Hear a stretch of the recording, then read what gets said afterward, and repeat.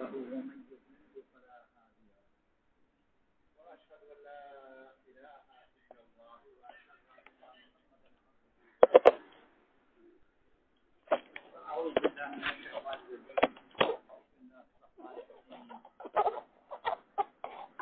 كنتم خير أمة أخرجت للناس تأمرون بالمعروف وتنهون عن المنكر وتؤمنون بالله قال رسول الله صلى الله عليه وسلم إليك ربي فحببنا وفي أنفسنا فظلمنا وفي أعين الناس فعظمنا كما قال عليه الصلاة والسلام আল্লাহ তাআলা বহুত মেহেরবানি করে আমাদেরকে বড় একটা কাজ দান করেছেন ইবাদত এবং তার সাথে দাওয়াত আর গোটা মানব জাতির মঙ্গলের জন্য আমাদেরকে বের করেছেন অথচ এই কাজের ব্যাপারে আমরা একেবারেই অযোগ্য আর আল্লাহর দৃষ্টিতে এই অযোগ্যতাই সবচেয়ে বড় যোগ্যতা বা তার অযোগ্যতা সম্বন্ধে তার জ্ঞান এটাই সবচেয়ে বড় যোগ্যতা কারণ আবেদ এই কাজের বিরাট দাওয়াত দেবে আবিদের মতো আবিদানা রাজা বাদশার মতো নয় রাজা বাদশার দাওয়াত দেয় না আদেশ আর তার বিপরীত হচ্ছে দাওয়াত কোন আদেশ নয় অনুরোধ আর অনুরোধ সেই করে যে দুর্বল বা ছোট বড় দেশে আদেশ দেয় দাওয়াতের কাজ হচ্ছে আদেশের কাজ নয় অনুরোধের কাজ আর অনুরোধ সেই সুন্দরভাবে করতে পারবে যে তার ছোট এবং অযোগ্য হওয়া সম্বন্ধে সচেতন আর রাজা যদি যে নিজেকে রাজা হিসেবে জানে আর তো প্রজাদেরকে অনুরোধ করেও তো ভাষা হবে অনুরোধের মনের ভিতরে থাকবে আদেশ কারণ তার বিরাজ হচ্ছে রাজকীয় কিন্তু দাওয়াতের কাজ এই যে অনুরোধের কাজ এই জন্য তার অন্তরেই থাকবে তার দুর্বলতা এবং তার অযোগ্য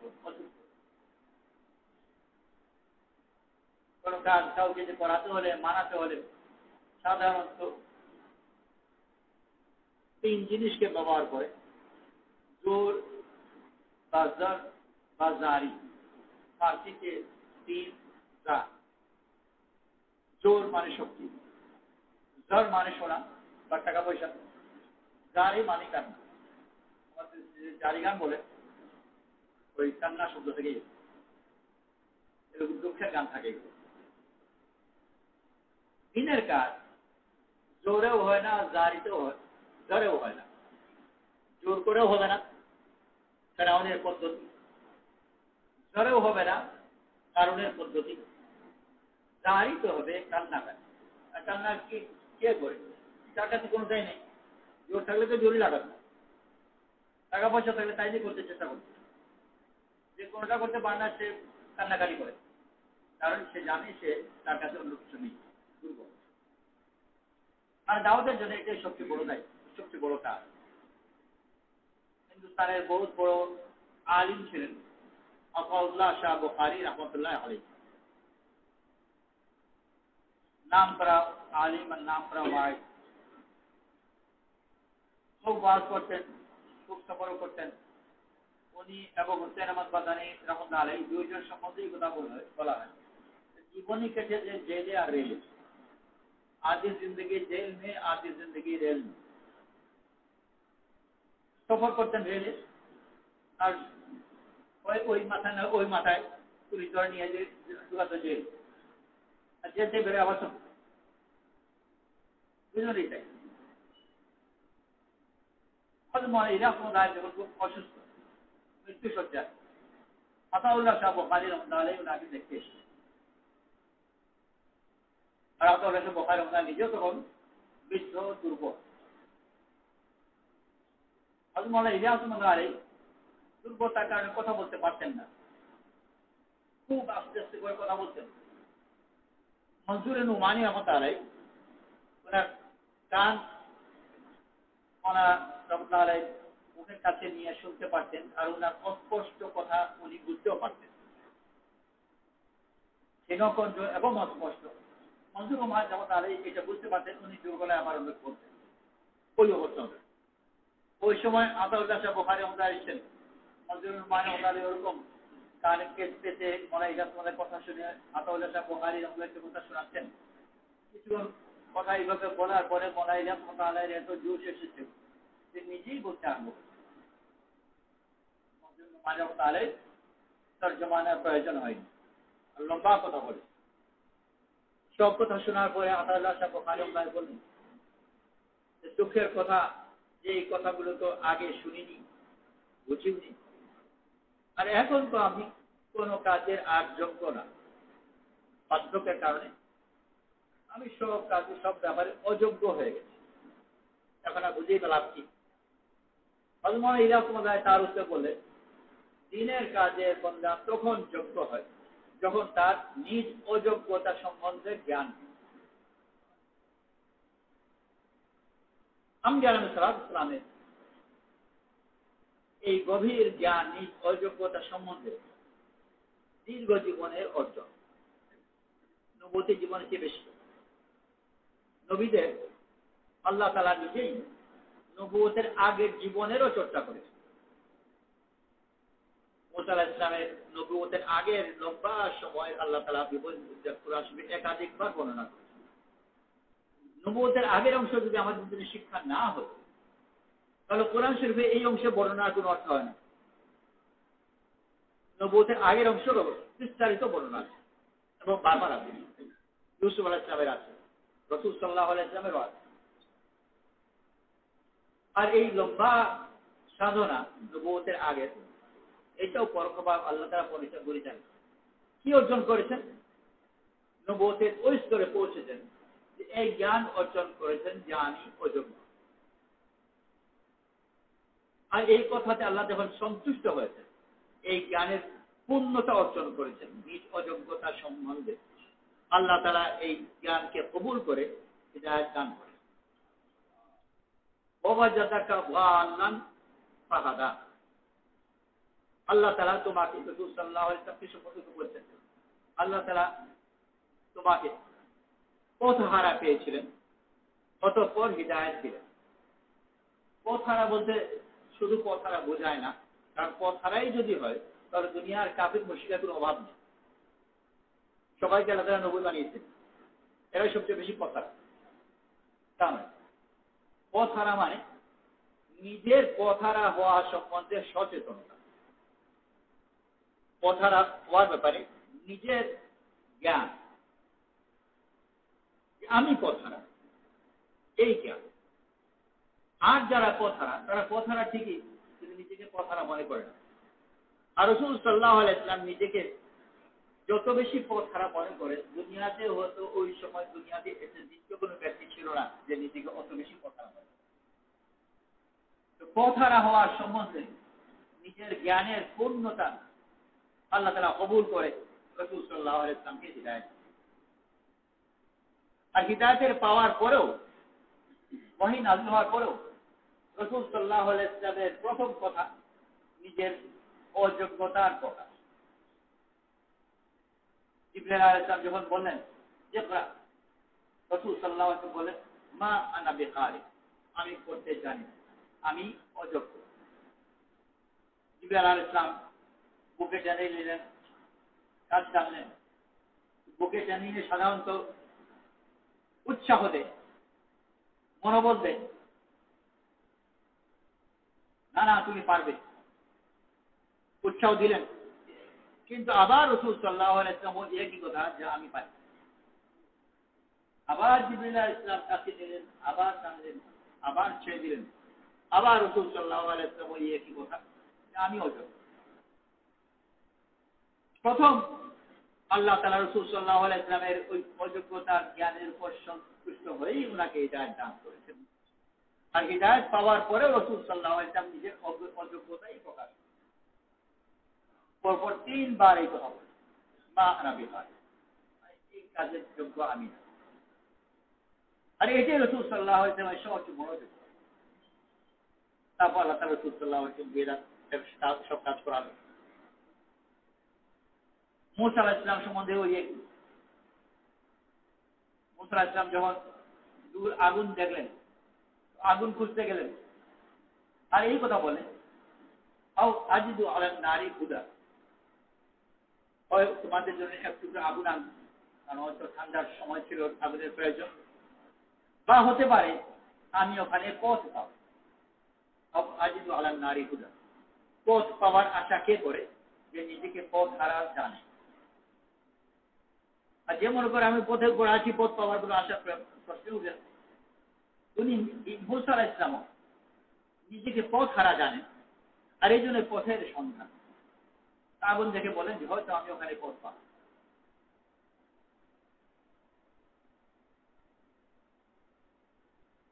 শোনা যাচ্ছে পেছনে?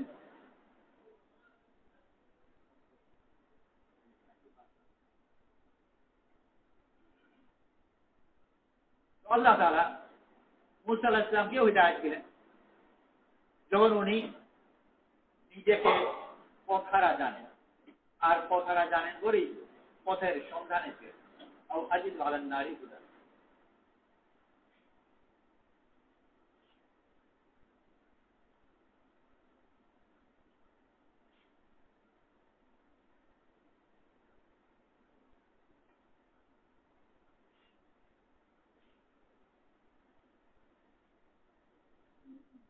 মাইক পেল না, আমার খালি করে ব্রান্ডটাও গেল।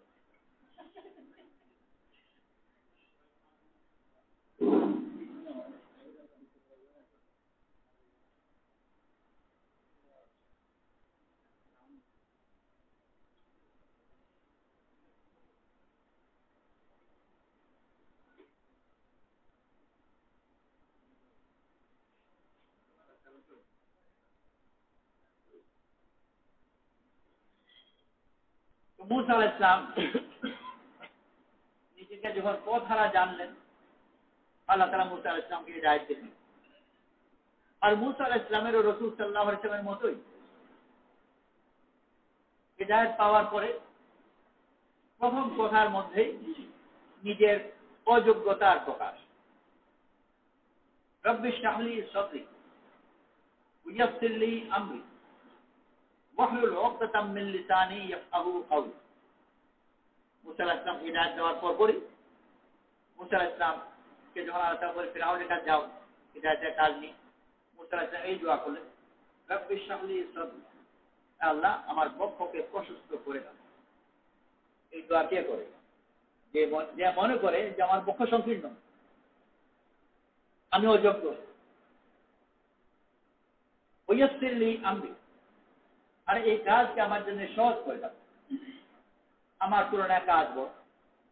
আর শেষের কথা, ওয়াহলুল উকদাতাম মিন লিসানি ইয়াফকাহু কওলি, আমি তো কথাই বলতে পারি না, আমার জিভের গিট খুলে দাও যেন তারা আমার কথা বুঝে।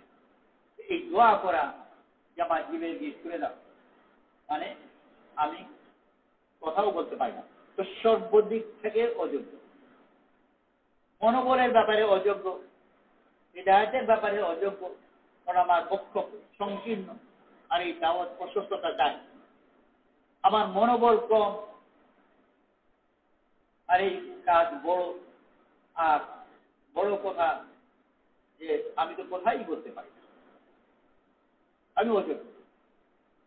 আল্লাহ তাআলা রাসূল সাল্লাল্লাহু আলাইহি ওয়াসাল্লামের এই অযোগ্যতার সচেতনতা আর প্রকাশের উপর যেরকম সন্তুষ্টি প্রকাশ করলেন বিভিন্নভাবে আমল দিয়ে, মুসা আলাইহিস সালামের এই অযোগ্যতার সচেতনতাও আল্লাহ তাআলা কবুল করলেন, আর সম্ভবত এটাকেই উপলক্ষ বানালেন, আর মুসা আলাইহিস সালামকে নির্বাচন করলেন কালিমুল্লাহ হিসাবে।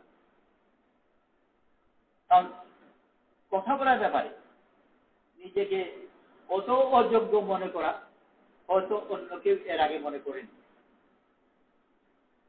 আর এটি কথা বলা সত্যি বড় যোগ্য। আল্লাহ তাআলা মুসা আলাইহিস সালামকে কালিমুল্লাহ নির্বাচন করলেন। এই দাওয়াতের কাজ সবচেয়ে বড় যোগ্যতা হচ্ছে নিজের পথ হারা হওয়া সম্বন্ধে তার জ্ঞান হওয়া, নিজের অযোগ্যতা সম্বন্ধে তার সচেতন, তবেই সে আখলাকের সাথে বিনয়ের সাথে দাওয়াত দিতে পারবে। তা না হলে তার দাওয়াতের মধ্যে কিছুটা হলেও অহংকারের লেশ থাকবে। আর দাওয়াত চায় নিজেকে খাদিম গোলাম বানাবে। আর যে নিজেকে খাদিম মনে করে, গোলাম মনে করে, সে তার খিদমত ছাড়া অন্য কিছু বুঝেই। আমি ঠেকাই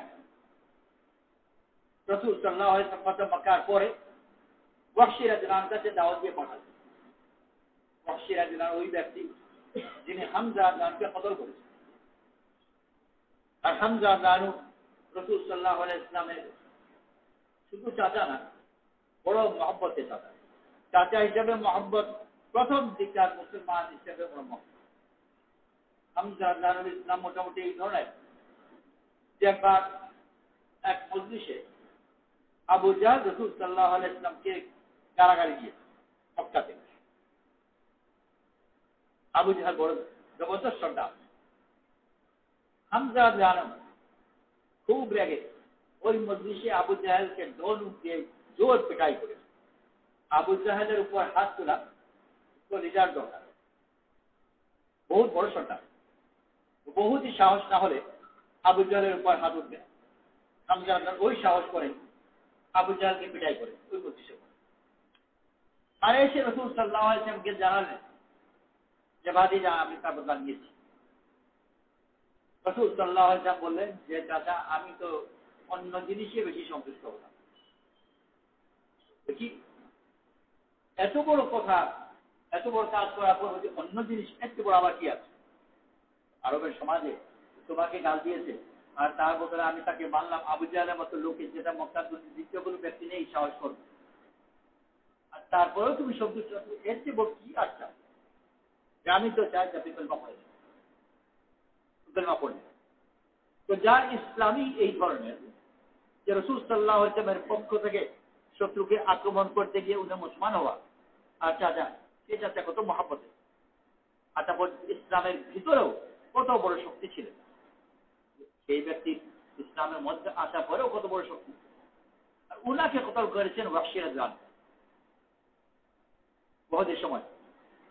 তো ওয়াহশী রাদিয়াল্লাহু তাআলা ইসলামের কত বড় রাসূল ক্ষতি হয়েছে, আর রাসূল সাল্লাল্লাহু আলাইহি ওয়াসাল্লামের বুকে কত আঘাত হয়েছে। সেই ওয়াহশী রাদিয়াল্লাহুকে রাসূল সাল্লাল্লাহু আলাইহি ওয়াসাল্লাম দাওয়াত দিয়ে পাঠালেন ফতহ মক্কার পরে। যখন মক্কাতে রাসূল সাল্লাল্লাহু আলাইহি ওয়াসাল্লাম যে আদেশ দেন তাই পালিত হবে। পুরা সর্দার, এমন কোন ঠেকা ছিল না, আদেশ দিলেই হতো, ওর মাথা উড়িয়ে দাও। কিন্তু রাসূল সাল্লাল্লাহু আলাইহি ওয়াসাল্লাম পুরো আদেশ দিলেন না, দাওয়াত দিয়ে পাঠালেন বিশেষ। আর উনিকে দাওয়াত দিলেন। দাওয়াত শুনে ওয়াহশী রাদিয়াল্লাহু সবসময় বললেন, কিন্তু এই দাওয়াত দিয়ে আমার কোনো লাভ নেই, কারণ তোমাদের কিতাবের মধ্যে আছে ওয়াল্লাযীনা লা ইয়াদউনা মা'আল্লাহি ইলাহান আখার ওয়ালা ইয়াকতুলুনা আন-নাফস আল্লাতী হারামাল্লাহু ইল্লা বিল হক ওয়ালা ইয়াজনুন ওয়া মান ইয়াফআল যালিকা ইয়ালকা আসামা ইউযাআফ লাহুল আযাবু ইয়াওমাল কিয়ামাতি ইয়াখলুদ ফীহি মুহান। যারা আল্লাহ ছাড়া অন্য কারো উপাসনা করে না, যারা অন্যায়ভাবে কতল করে না, আর যারা জিনা করে না, আর যারা এইসব কাজ করেছে তারা লাঞ্ছিত হয়ে জাহান্নামে থাকবে, আর ওখানে হামেশা থাকবে। আমি সবগুলো করি, আমার জন্য কোনো আপদ নেই, সিদ্ধান্ত তো হয়েই গেছে, আমার তোমার হয়ে কিলাম। এই উত্তর দিলেন ওয়াহশী। রাসূল সাল্লাল্লাহু আলাইহি ওয়াসাল্লাম কাছে দুধ ফিরে গেলেন। রাসূল সাল্লাল্লাহু আলাইহি ওয়াসাল্লাম আবার আয়াত দিয়ে পাঠালেন। সে আর আগেই নাযিল হয়েছিল না, তখন নাযিল হয়েছিল, প্রথম পরিষ্কার নয়, অথবা তখন নাযিল হয়েছিল। আবার রাসূল কাছে পাঠালেন ওনাকে এই কথা দিয়ে, ইল্লা মান তাবা ওয়া আমানা ওয়া আমিলা আমালান সালিহান উলাইকা ইউবাদদিলুল্লাহু সাইয়্যাতিহিম হাসানাত ওয়া কানা আল্লাহু গফুরার রহিম। কিন্তু যে তওবা করেছে, ঈমান এনেছে, নেক আমল করেছে, আল্লাহ তাআলা তাকে তার গুনাহকে মাফ করে দেবেন, তার গুনাহকে নেকি দিয়ে পরিবর্তিত করে দেবেন। আর আল্লাহ তাআলা বহুত জবরদস্ত মাফ করনে ওয়ালা। ওয়াহশী রাদিয়াল্লাহু বললেন, ইল্লামান তাবা ওয়া আমানা, তওবা না করলাম, ঈমান আনলাম, কিন্তু কথা যে ওয়া আমিলা আমালান সালিহা, এবং নেক আমল করবে। ওই নেক আমলই করতে পারবো কি না এটা তো ভালো করে বলতে পারছি না। আচ্ছা, সত্য হয়ে গেল, কবুল করলেন, দুধ ফিরে এলেন রসুল সাল্লাল্লাহু আলাইহি ওয়াসাল্লামের কাছে, আর এই উত্তর জানালেন। রসুল সাল্লাল্লাহু আলাইহি ওয়াসাল্লাম আবার উনাকে পাঠালেন আরেক আয়াত, ইন্নাল্লাহা লা ইয়াগফিরু আন ইউশরাকা বিহি ওয়া ইয়াগফিরু মা দুনা যালিকা লিমান ইয়াশা। আল্লাহ তাআলা শিরক তো মাফ করেন না, এছাড়া যাকে চান আল্লাহ তাআলা মাফ করে দেন। এই আয়াত আবার বলেন, ওয়াহশী রাদিয়াল্লাহু আনহু বললেন, লিমান ইয়াশা, যাকে চান মাফ করে দেন। আমার ব্যাপারে চাইবেন কিনা তা তো বুঝতে পারছেন। আবার দুধ ফিরে এলেন, আবার রাসূল সাল্লাল্লাহু আলাইহি ওয়াসাল্লাম চতুর্থবার বলেন, কুল লিইবাদিয়াল্লাযীনা আসরাফু আলা আনফুসিহিম লা তাকনাতু মিন রাহমাতিল্লাহ ইন্নাল্লাহা ইয়াগফিরুয যুনুবা জামিআ ইন্নাহু হুয়াল গফুরুর রহিম। যারা বড় বেশি সীমা লঙ্ঘন করেছে তারা যেন নিরাশ না হয়।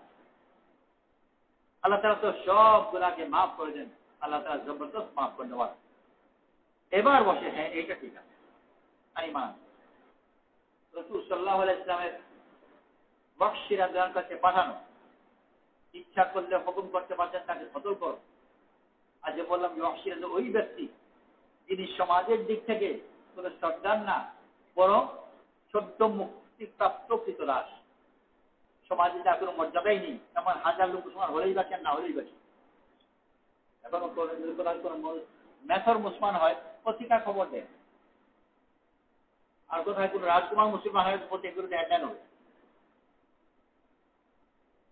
ওয়াহশী রাদিয়াল্লাহু ওই পর্যায়ের লোক, এমন কি টাকা আছে ওরা ইসলামের জন্য। তারপর উনি কত লাখ টাকা করছেন, এটা না ওইটা না। আর রাসূল সাল্লাল্লাহু আলাইহি ওয়াসাল্লামের সব শর্তগুলো আদায় করছেন। তো মনে হয় যেন যে মহা ঠেকায়,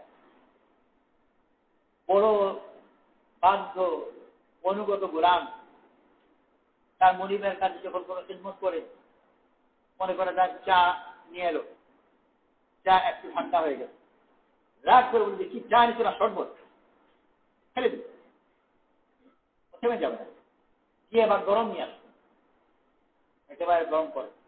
এবার যখন গরম নিয়ে এলো, আগুন খাবার আরো রেগে সে থেমে যায়। আর এটাও ব্যাখ্যা যায় না যে আপনি ঠান্ডাও চান না, গরম চান না, কি চান। বরং গোলামের মিজাজ হলো যে নিজে সব সময় দোষী, মালিক কখনো কোনো দোষে দোষী না। ইংরেজিতে একটি কথা আছে, দ্য কিং ইজ নেভার রং।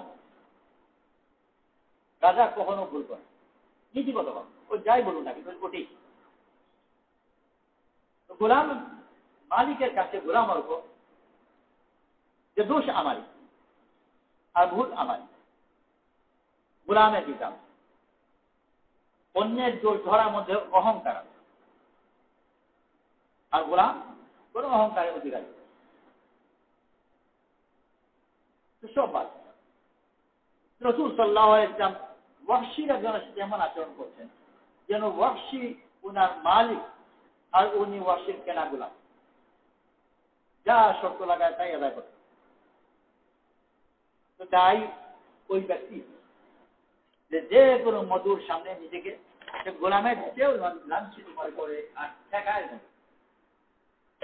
আমার ঠেকা, তার ঠেকা না, আমার ঠেকা, কোনো না কোনো ভাবে করতে হবে।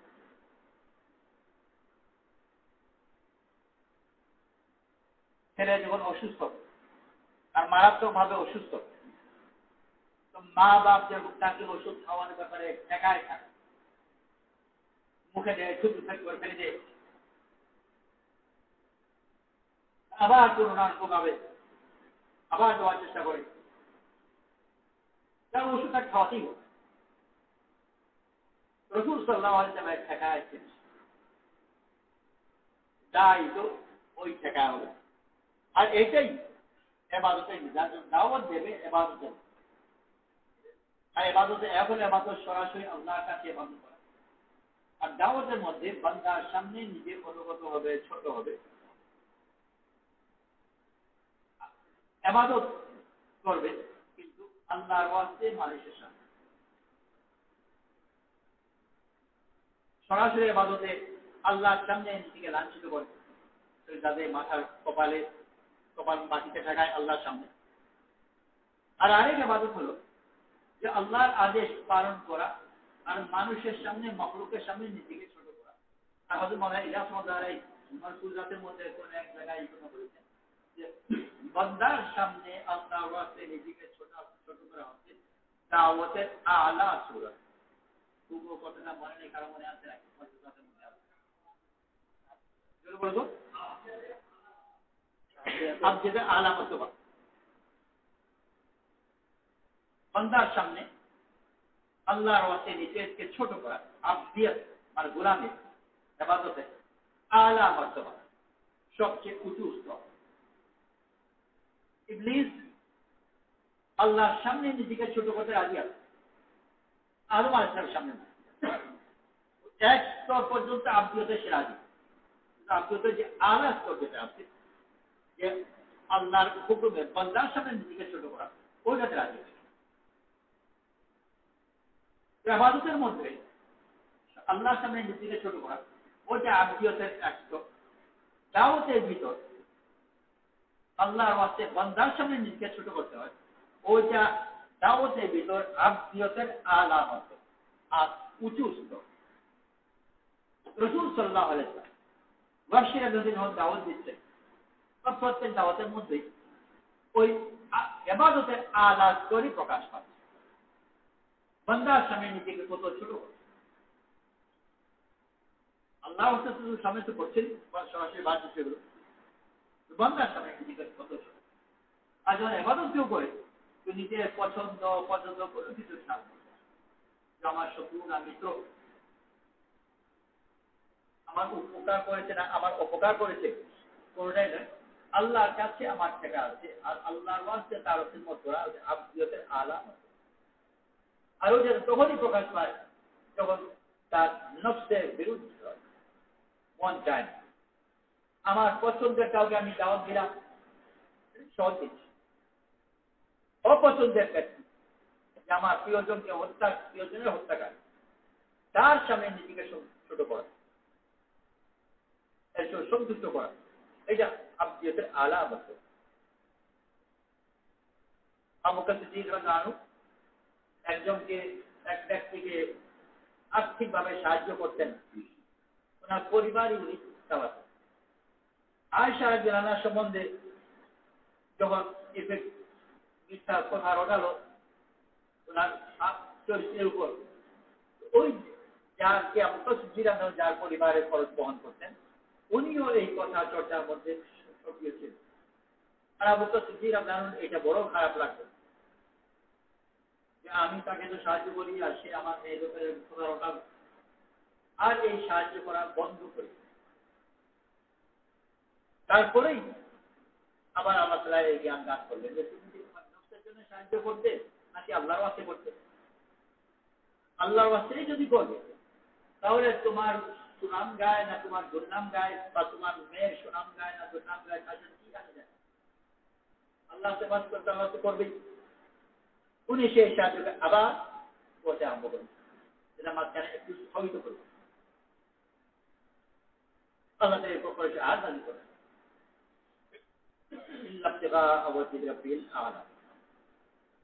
আগে একটা প্রয়োজন হোক।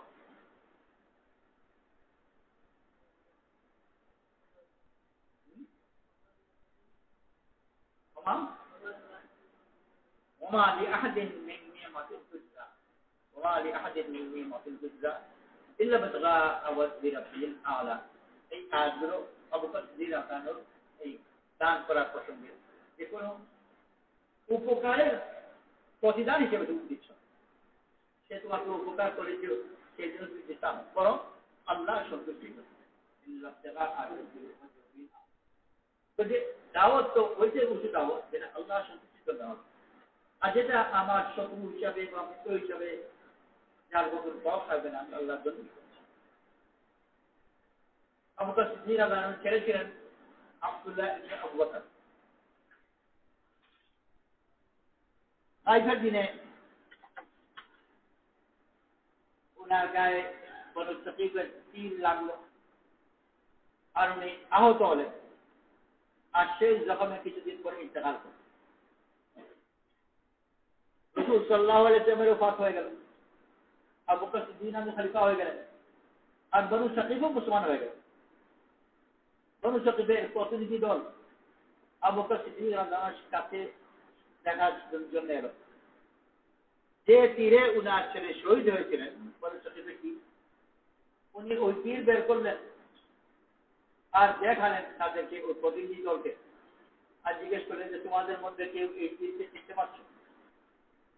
যার তীর ছিল সাদ ইবনে উবাইদ, উনি বললেন হ্যাঁ, এই তীর আমি চিনতে পারি, এই তীর আমি বানিয়েছি, এটাকে আমি ধার দিয়েছি, এটার পেছনে আমি পালক লাগিয়েছি, আর এই তীর আমি নিক্ষেপ করি। একেবারে তীর বানানো থেকে নিয়ে ওনাকে হত্যা করা পর্যন্ত এই কাজটিই যায়। আবু বকর সিদ্দিক রাদিয়াল্লাহু আনহু বললেন, সব তারিফ ওই আল্লাহ যিনি তোমার হাতে আমার ছেলেকে সম্মান দান করেছেন, আর আমার ছেলের হাতে তোমাকে অপদস্থ করেন। এরকম নয় যে আমার ছেলেকে হত্যা করেছিল জাহান্নামে জ্বলুক, বরং আল্লাহ তাআলা যে তাকে হিদায়াত দিয়েছেন, এইটার আনন্দ আবু বকর সিদ্দিক রাদিয়াল্লাহু আনহুর কাছে এত বেশি বড় যে ওনার ছেলে যে দুনিয়া থেকে চলে গেছে এটা খুব ভালো করে বোঝেন। আর দুঃখ নেই, আমার ছেলের হত্যা হওয়ার, শহীদ হওয়ার দুঃখ মিটে গেছে, যখন হত্যাকারী ইসলাম কবুল করেছে, এই আনন্দ আমার ওই দুঃখকে বুঝি। তাই তো হিদায়াতের ব্যাপারে এতই শেখার হবে যে ছেলের হত্যাকারী হোক আর চাচার হত্যাকারী হোক, তার হিদায়াত পাওয়া এত বেশি আনন্দের যে এর চেয়ে বড় কোনো আনন্দ, আর তার যে কোনো সত্য সে কবুল করতে রাজি আছে, কারণ গোলাম, গোলামের মিলাতে দাওয়াত দেবে, নিজের কোনো সুবিধা অসুবিধা কিছু দেখবে না, নিজের পছন্দ দেখবে না। তাহলে তারা বরং মেহমান করে আমাদেরকে এই দাওয়াতের কাজ দান করেছে। আগে থেকে এই যোগ্যতা তো আমাদের মধ্যে নেই, কিন্তু যে যে কাজ হাতে আল্লাহ তাআলার এটা বড় এক নিয়ামত, যে অযোগ্যকে তার যোগ্যতা দিয়ে দেয়। এটা মেয়ে গর্ভে যখন কোনো সন্তান ছিল না, তো তার পেটের ভিতর যে গর্ভস্থলী যেটা ওটা একেবারেই ছোট, যেটা বাচ্চা কোনো ছোটখাটো জিনিস আরো কারণ আমাদের জায়গাও নেই, একেবারেই তাই কিছু নেই বলা যায়। যে মাত্রায় তার ভিতর বাচ্চা আসে, আর বাচ্চা তো প্রথম একেবারে ছোট থাকে, নিঃসন্তান কথা বলা হয় যে 1 ফুটা, আসলে 1 ফুটা তো অনেক ছোট। মাইক্রোস্কোপ, ওটা তো খালি চোখে ভালো করে দেখা যায়, আর প্রথম ওটার সঙ্গে মাইক্রোস্কোপ খালি চোখে দেখাই যাবে না, এত ছোট।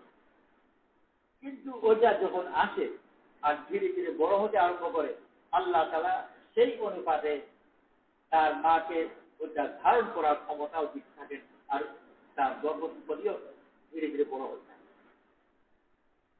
এমনকি এক পর্যায়ে যথেষ্ট বড় হয়ে যায়, 9 মাসে বাচ্চাকে ধারণ করার জন্য 5, 6, 5, 7 পন বাচ্চাকে ধারণ করার মতো বড় হয়ে যায়। আর এই শুধু যে বড় হয়ে যায়, সে তার চলতে ফিরতেও পারে, শারীরিক সামর্থ্য থাকে, বাইরের তার পেটের মাংসপেশি ইত্যাদি হঠাৎ করে যদি ওরকম টান করতো সব ফেটে যেত। কিন্তু এটা ধীরে ধীরে বড় হয়, এত শক্ত হয় যে ধরেও রাখতে পারে। যখন তার মধ্যে বাচ্চা এসেছে, বাচ্চাকে ধারণের ক্ষমতাও আল্লাহ তাআলা দিয়ে দেন। তারপর বাচ্চার জন্ম হয়ে যায়। আগে থেকে সে কিছুই জানে না বাচ্চাকে কেমন করে কি করতে হয়, যেমনি জন্ম হয়ে যায়। বাচ্চা যেরকম নিজে জানতো না কেমন করে নিঃশ্বাস নিতে হয়, পেটের ভিতর থাকতে সে নিঃশ্বাস কখনো নেয়নি, আর এই ব্যাপারে তাকে কোনো ট্রেনিংও দেওয়া হয়। আর জন্মের পরপর নিতে হবে, একটু দেরি করলেও চলবে। জন্ম হওয়ার পরেই সে নিঃশ্বাস নিতে হবে। কে তাকে বললো, কে তাকে ট্রেনিং দিল? যেমনি প্রয়োজন হয়েছে আল্লাহ তাআলা তাকে এই জ্ঞান দান করেছেন, তারপর সে নিঃশ্বাস আর তারপরে আবার তাকে দুধ খেতে হবে, চুষতে হবে। তো যদিও মানুষের বাচ্চা কি চুষতে হবে তা যায় না, কিন্তু চুষা যায়। তো নিজের হাত যদি মাথা চুষতাম, আর ঠিক তার মা ওরকম কিছুই জানতো না। বাচ্চার যেমনি প্রসব হলো, এখন তাকে দুধ খাওয়ানো শিখে দেবে। বাচ্চা যেরকম নিঃশ্বাস নেওয়া শিখেছে, আগে জানতো না। তার মা ওরকম তাকে দুধ দেওয়া শিখেছে, যা আগে জানতো। আর বাচ্চা ধীরে ধীরে বড় হতে আরম্ভ করে, বাচ্চার প্রয়োজন পরিবর্তিত হতে আরম্ভ করে। বাচ্চার পরিবর্তনের সাথে সাথে তার মাও তার প্রয়োজন সম্বন্ধে তার জ্ঞান অর্জন করতেই থাকে। আল্লাহ তাআলা তাকে যোগ্যতা দান করে। নবীরা তো আগেই নিজের অযোগ্যতার জ্ঞান অর্জন করেছেন। রাসূল সাল্লাল্লাহু আলাইহি ওয়াসাল্লাম 40 বছরের সাধনা, আর 40 বছর সাধনা করে এটাই শিখেছেন আমি অযোগ্য। আমরা তো কিছু ছাড়াই দাওয়াতের কাজে লেগে, আল্লাহ তাআলা আমাদের তরবিয়ত করবে এই কাজের মাধ্যমে। এই কাজই আমাকে কাজ শেখাবে, কাজই আমাকে সব আদব শেখাবে। দাওয়াতের কাজের বড় একটা অলংকার হচ্ছে আদব। আদবের সাথে কেউ যখন দাওয়াত করবে, আদব বলা যেতে পারে যে আচরণের অলংকার, সৌন্দর্য। শুদ্ধতা ভিন্ন, সৌন্দর্য ভিন্ন। একজন খুব শুদ্ধ একটা কথা বলতে পারে, কিন্তু কথার ধরন সুন্দর না। শুদ্ধ হওয়া সত্ত্বেও তার কথা কেউ গ্রহণ করবে না, সুন্দর না হওয়াটা। ওই কথা গ্রহণ করা হবে ওষুধ খাওয়ার জন্য। ওষুধ মানুষ ঠেকায় না পড়লে খায়। শুদ্ধ কথা কিন্তু সুন্দর নয়, ওটা ওষুধ জাতীয় জিনিস, ঠেকায় না পড়লে কেউ খাবে। আর সুন্দর ও অশুদ্ধ দ্রব্য হয় তবু বিচেছে। সুন্দর জিনিস, সুস্বাদু, গন্ধ ভালো, দেখতে ভালো, কেউ বললো যেটা কিন্তু স্বাস্থ্যের জন্য ভালো নয়, ঠিক আছে আল্লাহ ভরসা, আল্লাহ ভরসা বলে খেয়ে ফেলবে, আগ্রহ হবো। তার মধ্যে মালিক আল্লাহ। দাও তো শুধু শুদ্ধ, এটা দাও তো সুন্দর।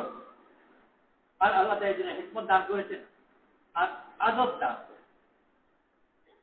রাসূল সাল্লাল্লাহু আলাইহি ওয়াসাল্লাম আল্লাহ তাআলা নিজে আদব শিখিয়েছেন। আদাবানি রাব্বি ওয়া আহসানা তা'দীব।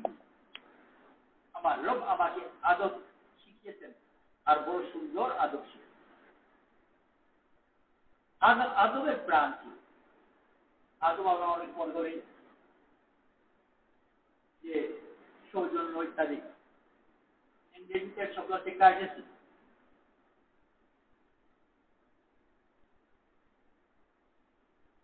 কার্টেসি একটা বাহ্যিক আচরণের জিনিস। আগে রাস্তার টল, আমাদের এখানে খুব বেশি নেই, কিন্তু বিদেশে প্রায় রাস্তার টল আছে, ব্রিজের বা হাইওয়েতে ইত্যাদি বেশ ভালো টাকা। আগে যেগুলোতে মানুষ থাকতো, টাকা দিল, ফেরত টিকিট দিত, আর টিকিট দেওয়ার সাথে সাথে অবধারিত ভাবে সেটা থ্যাংক ইউ বলল। বিদেশে ওই আন্ডারগ্রাউন্ড যে টিউব বলে আন্ডারে, টিউবের ওরা টিকিট দেওয়ার আগে কালকুট, এখন তো মানুষ প্রায় জায়গাতে উঠে গেছে মেশিন নেই। মানুষ যখন ছিল তো থ্যাংক ইউ বলতো, কিন্তু মিনিটে কতবার তাকে থ্যাংক ইউ বলতো যে পুরোপুরি থ্যাংক ইউ করা তো মুশকিল। আস্তে আস্তে করা ভাষে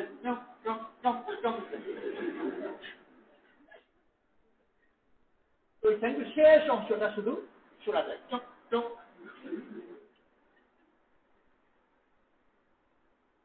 এটা কাজে আজকাল মানুষ নেই, মেশিন আছে, তো সে মেশিন থ্যাংক দেয়, ও আবার সুন্দর করে পরিপূর্ণ উচ্চারণ করে দেয়।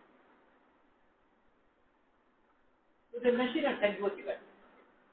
আদব, আদব করা যেতে পারে দুই জিনিসের সমন্বয়। যার প্রতি সে আদব করছে তার প্রতি শ্রদ্ধা, ভালোবাসা, এইটার প্রকাশ। মনের ভিতর যদি ভালোবাসা না থাকে বা শ্রদ্ধা না থাকে, বাহ্যিক আচরণে আদব, ওটা বড় সৌজন্য বা এরকম বিকল্প করা যেতে পারে। আদব প্রাণহীন জিনিস, আদবের প্রাণ আছে, আর প্রাণ আছে, আমি যার সাথে আদবের আচরণ করছি তার প্রতি ভালোবাসা এবং তার প্রতি শ্রদ্ধা। আর এই দুয়ের পেছনে এটাও আছে যে নিজের ছোট, তার সামনে আমি ছোট, এই বোধ নিয়ে যে আচরণ করুন না কেন ভালো লাগে। মনের ভিতর যদি থাকে যে আমি ছোট আর উনি বড় আর আমি তাকে ভালোবাসি, এই অবস্থা মনের ভিতরে থাকে, তাহলে সে বাহ্যিকভাবে যে ভাষায় যে কথাই বলুক না কেন তার সাথে ভালো। আর যদি মনের ভিতর নিজের এই দুর্বলতার বোধ না থাকে, তারপরে ভালোবাসা বা শ্রদ্ধা না থাকে, কথাকে আমি যতই সাজাই ওই শব্দ সৃষ্টি না। আল্লাহ তাআলা রাসূল সাল্লাল্লাহু আলাইহি ওয়াসাল্লামকে আদব দান আর নিজে আদর্শ। এই দাওয়াতের অলঙ্কার রাসূল সাল্লাল্লাহু আলাইহি ওয়াসাল্লাম বলছেন যে প্রথম জ্ঞানী হচ্ছে আমি হবে। আর আল্লাহ তাআলা আমাকে দাওয়াতের কাজ দিয়েছে, এটা আমার শেখা। এরকম নয় যে এটা আনন্দের জন্য করছি, শখে কাজ করছে। শখে কেউ বেড়াতে গেল চেনার এই কারখানা, চামড়ার গুদাম যেখানে আর কারখানাও আছে, ঢাকায় গেল, তার বন্ধু আছে, বেড়াতে নিয়ে গেল। বেড়াতে যেমনি নিয়ে গেল যে দুর্গন্ধ চেনারি, আমার এখানে বেড়াবার কোনো দোকান, আর এগুলো দেখে যাও ওখানে যে বাংলাদেশে এটা বিশেষ শিল্প, বহু বাংলাদেশের শিল্প। আমি এখানে দুর্গন্ধ যথেষ্ট, ওই দিকে যাবেই। কিন্তু যে নিয়ে যাচ্ছে সে ওখানে চাকরি করে, ওখানে থাকে, সে বলে এটা আবার কিসের দুর্গন্ধ, আমার তো ভালোই লাগে। কারণ সে নিজেকে এখানে থাকা ঠেকা মনে করে, এটা কোনো রসিকতা, আমাকে এখানে থাকতেই হবে। আর থাকতেই হবে, মনকে মানিয়ে নিয়েছে, এটা আমার ভালোই লাগে। মাছের ব্যবসা করে, মাছের বাজারে মাছের গন্ধ তাকে ভালোই লাগে। ভালো যদি না লাগতো তাহলে এতদিন এখানে পড়ে থাকতো, তাকে ভালোই লাগতো। তাই যে ওর কাছে এই দাওয়াতের কাজ, সে তার এটা কাজ মনে করে, এটা আমার জীবিকা, এটাই আমার কাজ, এটাই আমার দেখা। আর মানুষের সামনে ছোট হওয়া এটা আমার কাছে ভালো। বাচ্চার সামনে ছোট হওয়া, যেরকম মা বাবার ভালো, ছোট বাচ্চা একটু বড় হয়েছে, আদর বুঝে, আর চুমা খাওয়া বুঝে, তো মা ওকে চুমা খেতে চাচ্ছে, আরো একটু শিখে ফেলেছে, শুয়ে শুয়ে পা লম্বা করে দিচ্ছে, তো ওর পায়ের নিচে মা চুমা খাচ্ছে। তো শুয়ে শুয়ে চুমা খাওয়ার জন্য তার পাকে মায়ের মুখে লম্বা করে দিচ্ছে, মা এতে সন্তুষ্ট। এত প্রবল ভালোবাসা হবে যা তার কোনো বেয়াদবি মনে বলছেন যে কেমন বেয়াদব। আল্লাহ তাআলা বড় মেহেরবানি করে আমাদেরকে দাওয়াতের কাজ দিয়েছেন। এটা আমার এত বড় কাজ, এর দ্বারা আমার এত বড় উপকারিতা, আমার এত বড় ঠেকা, আর আমি এত অযোগ্য যে আল্লাহ তাআলা যে মেহেরবানি করে আমাকে এই কাজ দিয়েছেন তার শুকরিয়া আদায় করা আমার শেষ। এই জন্য আল্লাহর পথে বের হয়, এই নিয়তে বের হওয়া যে আমি বের হয়ে কাজও করবো, আর আল্লাহর কাছ থেকে এই কাজের যোগ্যতাও চেয়ে নিজে থেকে অর্জন করতে পারবো না, আল্লাহ তাআলা মেহেরবানি করে দিতে আমাকে দান করে। আমি যত বেশি আল্লাহর কাছে ফকির হয়ে চাইবো, আল্লাহ তাআলা তত বেশি দান করবে। কিন্তু দানের জন্য উপযুক্ত হতে হবে, আর দানের উপযুক্ত হচ্ছে ফকির এবং মিসকিন। ইন্নামাস সাদাকাতু লিল ফুকারা ওয়াল মাসাকিন, সদকা কার জন্য? ফকির আর মিসকিনের জন্য। তো দুনিয়ার মানুষ যেরকম সদকা দিতে ফকির আর মিসকিন চায়, কিন্তু বাদশাকে গিয়ে সদকা দেবে না, অহংকারী ব্যক্তি গিয়ে সদকা দেবে না, সে নেবেও না। সদকা দেবে ফকির আর মিসকিন। আল্লাহ তাআলাও সদকা দেন ফকির আর মিসকিন। যে নিজেকে ফকির মনে করে, মিসকিন মনে করে, আল্লাহ তাআলা তাকে সদকা দেবে। তো যে দাওয়াতের কাজ করে, নিজেকে ফকির মনে করে, আল্লাহ তাআলা তাকে সদকা হিসেবে এই কাজের যোগ্যতা দেন। এটা বড় সদকা আল্লাহ দান করে। এই জন্য আল্লাহর পথে বের হয়ে এই কাজের যোগ্যতা অর্জন করি, আর এটা পাওয়ার জন্য আল্লাহর কাছে নিজের ফকিরিকে সময় নিয়োগ করে ইনশাআল্লাহ আল্লাহর পথে বেরোবো, সময় লাগাবো। বিনাই সব সামনে আমাদের ছাত্র যারা আমাদের ছুটি আছে রমজানে, এই রমজানের ছুটিতে সময় লাগাবার জন্য নিয়োগ করি ইনশাল্লাহ। প্রথম আমির আলী হলে যারা আর রমজানের ছুটিতে সময় লাগাবে ইনশাল্লাহ, অনেকের আগে থেকেই নিয়োগ আছে, তারা যাদের আগে যে নিয়োগ নেই এখনো নিয়োগ করি। আমির আলী হলে যারা আর রমজানের ছুটিতে সময় লাগাবো তারা বিসমিল্লাহ করে যারা